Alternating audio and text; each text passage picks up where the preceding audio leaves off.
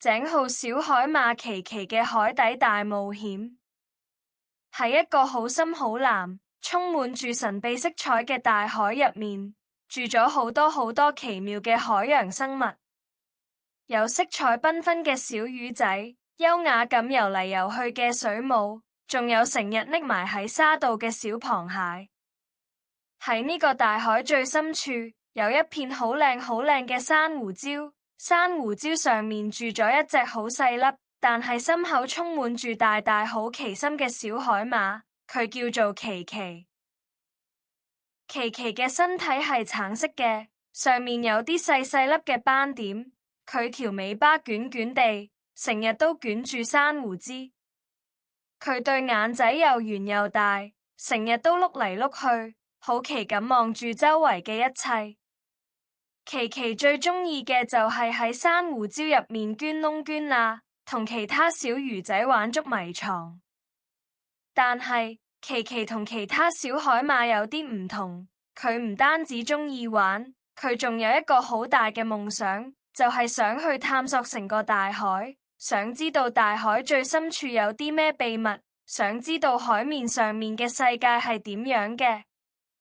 佢成日都幻想住，如果有一日可以游到大海嘅盡頭，睇到最靚嘅風景，咁就真係太好啦。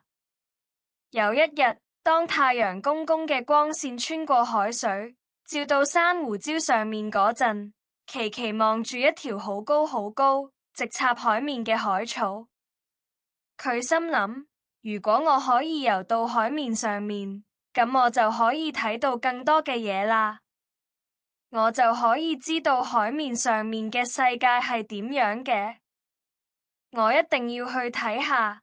佢對呢個夢想充滿咗憧憬，每日都喺度諗點樣可以實現佢，點樣可以將佢心入面嗰團好奇心帶到更遠嘅地方。琪琪知道自己一隻小海馬嘅力量係好細嘅，佢游得唔快，亦都唔夠力，佢需要幫手。需要更多嘅智慧同埋指引，於是佢決定去揾大海入面最有智慧嘅生物請教。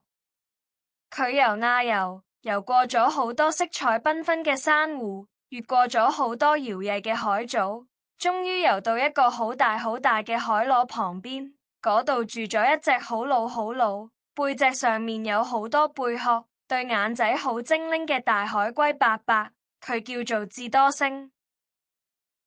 智多星伯伯成日都靜靜咁喺海螺旁邊休息，好似知道所有秘密咁。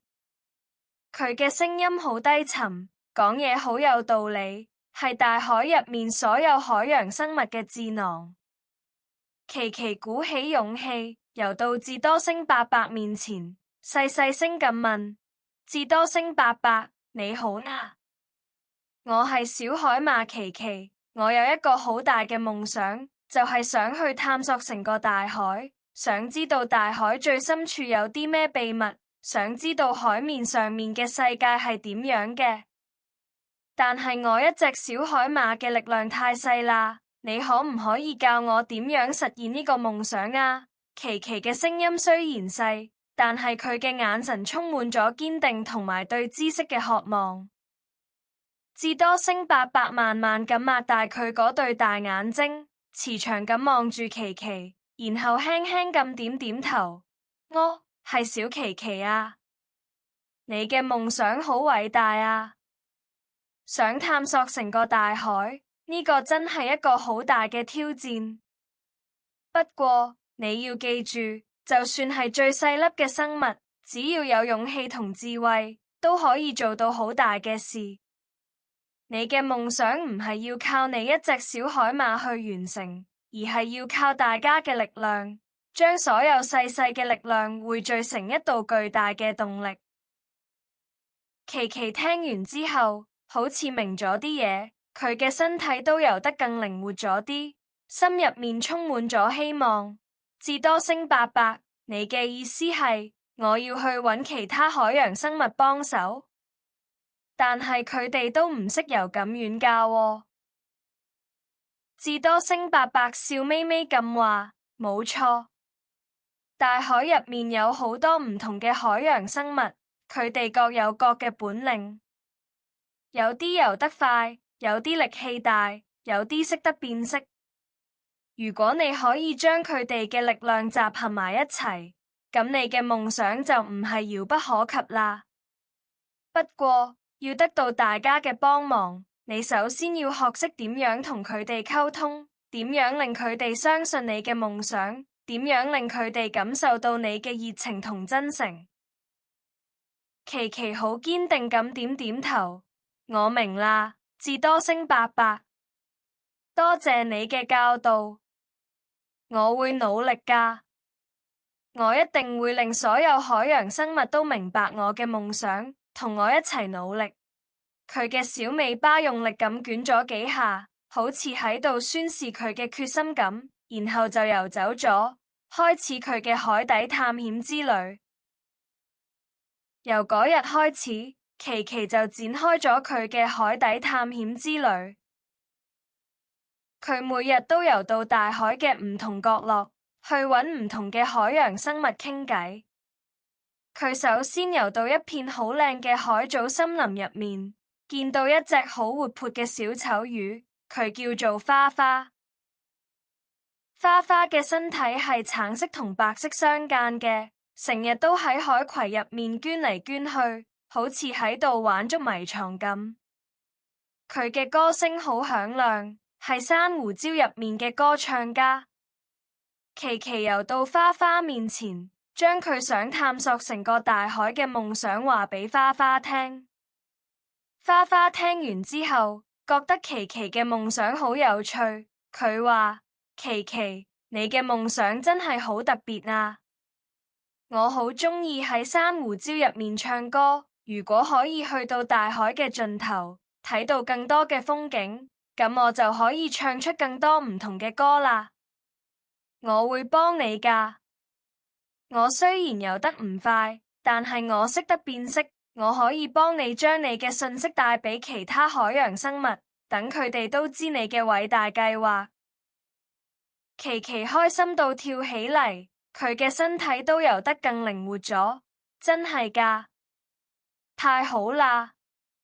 多謝你，花花，你真係我嘅好幫手。於是，琪琪同花花就成為咗好朋友。佢哋一齊去揾其他海洋生物。花花游啊游，將琪琪嘅夢想話俾大海入面嘅小蝦仔、小水母、小海星聽。好多海洋生物都覺得琪琪嘅夢想好偉大，佢哋都好想幫手，但係佢哋都唔知點樣幫，因為佢哋都唔識游咁遠，覺得自己好似幫唔到手咁。琪琪諗咗諗，佢記得智多星伯伯講過嘅話，每個人都有自己嘅本領。佢就同海洋生物們講：你哋雖然唔識游咁遠，但係你哋可以幫我揾啲可以帶我哋去更遠地方嘅嘢啊，例如大隻嘅海龜、游得快嘅海豚，仲有可以帶我哋浮上水面嘅海藻。海洋生物們聽完之後，恍然大悟，佢哋覺得自己都有用啦。於是佢哋就開始喺大海入面捐窿捐罅，揾可以幫到琪琪嘅嘢。小蝦仔游得最快，佢喺大海入面游嚟游去，揾到一隻好大隻嘅海龜伯伯。海龜伯伯嘅背脊好大好平，可以俾好多小動物坐喺上面。小水母游得最優雅，佢喺大海入面飄嚟飄去，揾到一群好活潑嘅海豚。海豚們游得好快，仲好鍾意玩耍。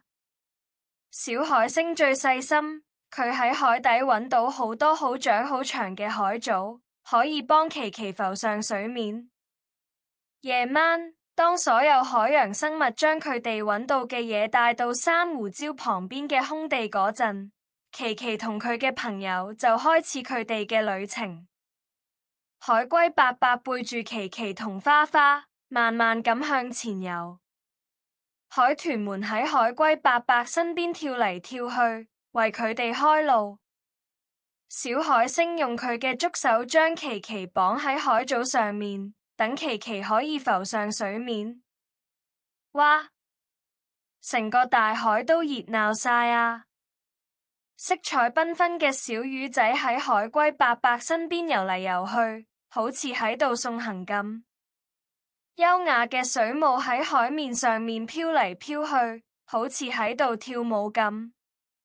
成個大海都變得好靚好靚，好似一個魔法世界咁，比白天仲要靚。海洋生物們見到咁靚嘅景象，都開心到跳起嚟。佢哋圍住琪琪同佢嘅朋友，又唱又跳，慶祝佢哋嘅成功。智多星伯伯亦都游過嚟，佢望住熱鬧嘅大海，滿意咁點點頭。佢嘅眼神充滿咗讚賞。小琪琪，你真係好叻仔啊！你成功咗啦！你用你嘅智慧同埋大家嘅力量，探索咗呢個大海。你證明咗，就算係最細粒嘅生物，都可以創造出奇蹟。琪琪笑住咁話：智多星伯伯，呢個唔係我一個嘅功勞，係大家嘅功勞啦。如果冇大家幫手，我根本唔可能做到。係你哋教識我，團結嘅力量有幾咁大。智多星伯伯話：冇錯，呢個就係團隊嘅力量。每個人都有自己嘅優點，只要大家齊心合力，就冇嘢係做唔到嘅。你哋用行動證明咗呢一點。由嗰晚開始，琪琪同佢嘅朋友每日夜晚都會喺大海上面探索。越來越多嘅海洋生物知道咗呢件事，佢哋都嚟到大海上面，一齊欣賞呢個靚靚嘅景象。有啲海洋生物仲會帶埋佢哋揾到嘅寶藏嚟，希望可以令到大海更靚啲，令到光芒可以傳到大海嘅每一個角落。琪琪嘅夢想唔單止探索咗一個大海，佢仲點亮咗所有海洋生物嘅心。